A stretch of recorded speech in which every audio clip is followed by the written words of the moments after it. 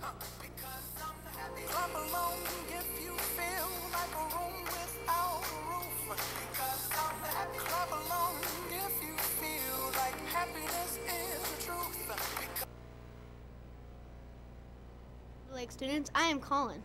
And I'm Sam. We are coming to you live from our very own Weaver Lake Media Center, and today is Friday, January 13th, 2017. We have one student birthday today and one half birthday. Then over the weekend we have 4 student half birthdays and 1 staff birthday. Now let's watch the screen to see who they are.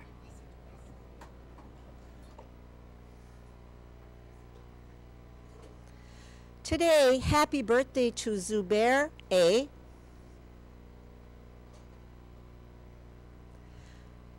Happy half birthday to Anakin V on July 15. Happy birthday to Miss Fisher tomorrow on Saturday. Happy half birthday to Eric B on Saturday for July 14. Happy half birthday to Queensley N and Ecom O for Sunday, July 15. Happy half birthday to Derek M for July 16 on Monday.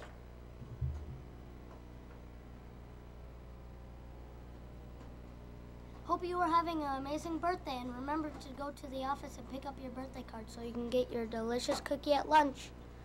Hey Sam, what's for lunch today? Well, Colin, the lunch for today is pizza. That sounds great. Remember to say thank you to the cooks for your awesome meal today. And now the weather with Amin.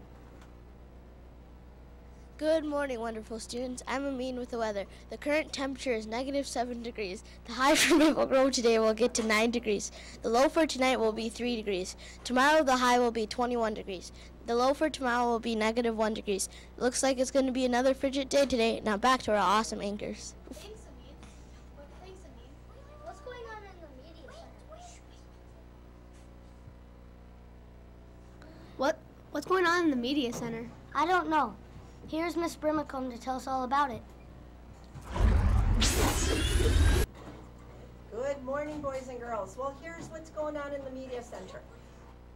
Overdue notices went out from the computers. They're automatically generated. So if you got an overdue notice and you returned your books, come see Mrs. Oberly or myself. Now, the really exciting thing happening in the media center is kindergarten students are building a cardboard city. They brainstormed and they decided that they needed to build skyscrapers. Their skyscrapers had to be taller than me, Mrs. Brimacombe, and they had to be shorter than the ceiling so they could fit in the media center. Yesterday was the first day, and the picture that you just saw was from the first day of Cardboard City. Now, here is what I need you boys and girls to do. Please be very careful and respectful of the structures that the kindergartners are building. If you need to critique their sculptures, you can discuss with your classmates about how you would do it differently. But you cannot touch the sculptures. You cannot at this time change the sculptures. Now, here is what I am thinking. I know that the rest of the school, all the kids in first grade and second grade and third grade, fourth grade and fifth grade are kind of excited about maybe possibly participating in Cardboard City. I am not sure what that's going to look like yet. First, I want to give the opportunity to kindergarten to build their skyscrapers. That's what they have been building. And once they have finished building their skyscrapers, perhaps you could give me some ideas about how you could participate. Now, I know when the kindergartners brainstormed, they came up with cars and trucks and tunnels and parks and all of those kinds of structures. Maybe the students in the other classes could build some parts to that. Maybe if you're a great artist, you could do a mural or an art piece to put on the towers. We'll see how Cardboard City develops. It's a work in progress. This is my first time trying it, so we'll see how it goes. The kindergarten students have been working very hard. They have been practicing using the masking tape. And you know what? It's hard to rip that masking tape with their tiny little fingers, but they have been doing a great job. They've worked really hard, so please be respectful of their structures. Now, on Monday, there will be no school.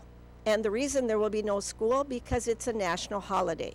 It's Martin Luther King Day. I would like you to watch now a brain pop video honoring Dr. Martin Luther King. Let's play the video.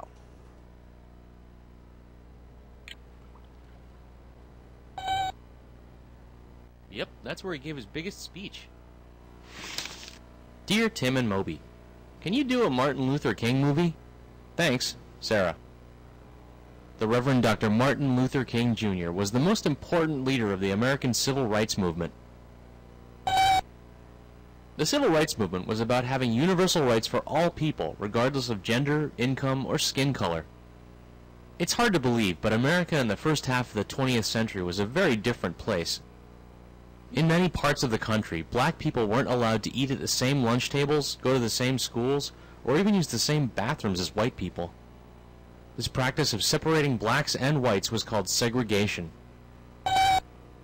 Well, no, and that's the astonishing thing. It was all legal under the Jim Crow laws, a set of rules governing how blacks and whites were allowed to mix. Martin Luther King Jr. grew up in the midst of all that inequality. He was born in 1929 to a middle-class family in Atlanta, Georgia. Both his grandfather and his father were pastors at a local church. King attended religious colleges in Philadelphia and Boston. He was inspired by Northern society's more liberal views of race. Well, black people and white people mixed a little more freely there than in the South. Dr. King returned to the South and moved to Montgomery, Alabama with his wife Coretta in 1953. He became a pastor and a community leader. When a local woman, Rosa Parks, was arrested for refusing to give her bus seat to a white man, King organized a boycott of the Montgomery bus system. Most black citizens of Montgomery refused to ride the buses for over a year. The boycott helped bring about change, and in 1956 a Supreme Court decision banned segregated buses.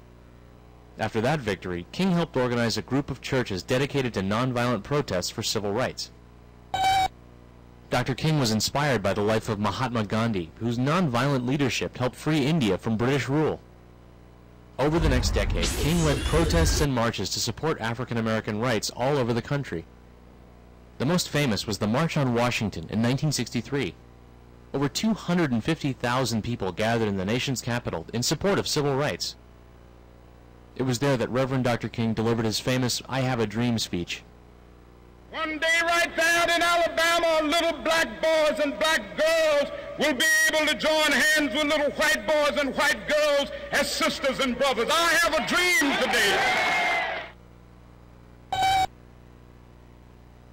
King's gift for eloquent public speaking was a big help to his cause. His protests and marches throughout Alabama turned the world's attention to the issues of civil rights. The rest of the country watched in shock as local police turned fire hoses and attack dogs on peaceful protests. I guess you could say that people back then were threatened by change.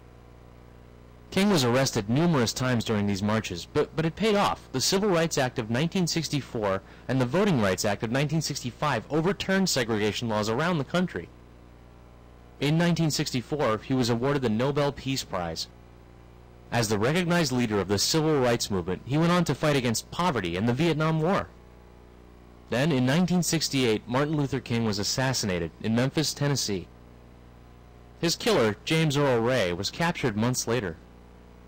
Even though he was only 39 when he died, King changed the face of this country. Without his influence, who knows how long it would have been before equal rights were granted to everyone. Yeah, you're right. We still struggle with racial equality to this day, but thanks to Dr. King, it's a conversation that everyone's involved in, regardless of the color of their skin.